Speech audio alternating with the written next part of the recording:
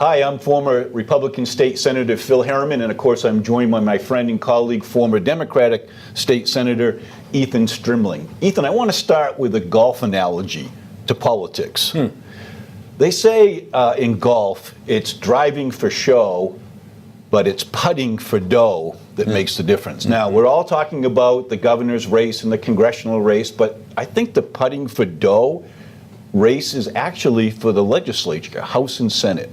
Tell us what you found from your analysis. First, what's your handicap in golf? I want to see if it's close to your handicap in politics, because you know I always beat you every year on our predictions. So, but I'm sure your golf game is excellent.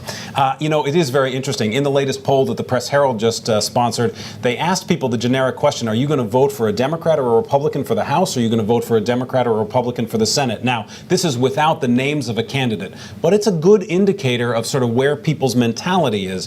What you'll find there is in the House, Democrats actually have a pretty good lead, about 7 points in the generic ballot. But in the Senate, it's only a 1-point lead.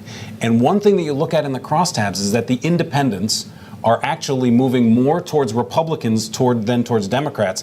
I'm looking at that right now, and I'm saying to myself, there's some warning signs there for the Dems that they could possibly lose power in both bodies. And whether they lose control of the gavel, it does seem to suggest that the Republicans at least going to hold their own and maybe even regain control, maybe in the Senate. So what does this all mean for the viewers?